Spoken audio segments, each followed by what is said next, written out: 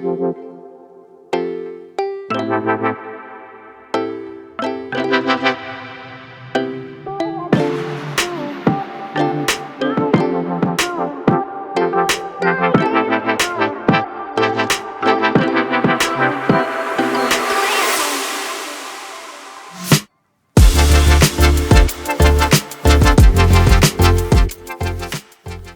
Kasper.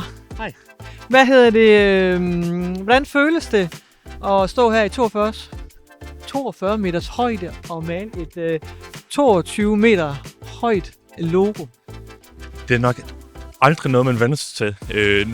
Nu er en af dem, der arbejder nede på højlader, så jeg er nok den, der har op oftest. Men det er den flotteste udsigt heroppefra, og det er ikke noget, man som sagt vender sig til. Jeg nyder at være heroppe i højden.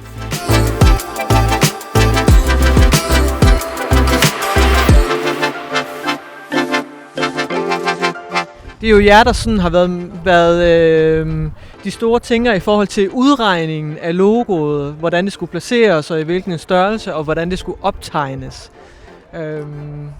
Sådan helt kort, hvordan har den proces været?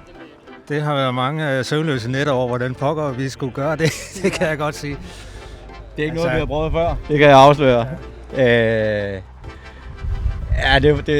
Det var tungt til at starte med, fordi der var en del i det. Men I lavede en lille model, en lille optegning nede på lageret først jo. Vi skulle lige lære at regne ellipser og cirkler ud. Det var især S'et, der bare er rigtig svært.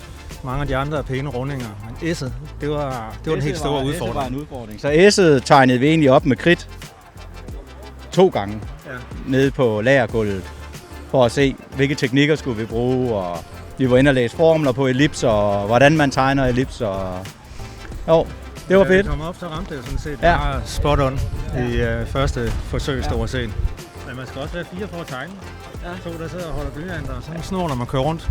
Det er altså 100 meter, når man lige går sådan en rundkreds der, og så skal man bare ramme. Så det er altså fedt, når det så den var der, hvor den skulle være. Der havde jeg min mand Kasper med, og han var skarp til de ellipser der. Og super. Det kan vi godt, Lars, sagde han, og så gik vi i gang med det. Men vi havde jo en tegning, vi har fået lavet en tegning med, som vi kunne måle på, og frygtelig masse ud. Der har, hvor mange i bundlinjen henne, der er der måske 70 afmærkninger af snore, der har været spændt ud på tværs. Så det... Og vi har målt 3 og 4 gange for at være helt sikre på, for vi er godt klar over, at når der først kom maling på, så var der ikke noget med at ændre noget som helst, så det skulle bare være rigtigt først og fremmest. Jeg vil også sige, som ansvarlig for marketing og som meget ærkær omkring logoer, der bliver så retvis som muligt, så er det fedt at se, hvordan I bare har lykkes med det. Det ser virkelig godt ud, og det har virkelig været en fornøjelse at være med til det her. Så det er mega sejt gået af jer også, synes jeg.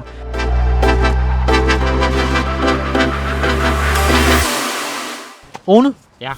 Hvordan føles det at male i 42 meters højde? Det er simpelthen dejligt, at det altid kriller lidt i maven. Nej, jeg er nok ikke den, der er mest påvirket.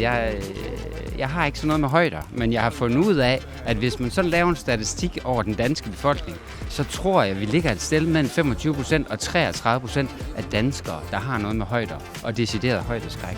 Det overrasker mig en lille bitte smule, men det er en rigtig god måde at teste det på, ved at man lige skal herop og male.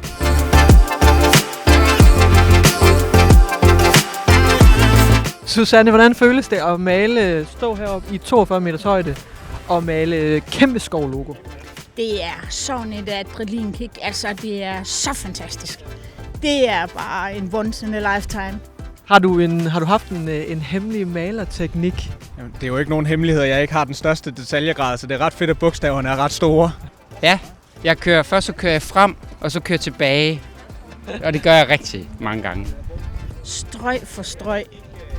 Det er simpelthen så stort, så bare køre på med strøg for strøg.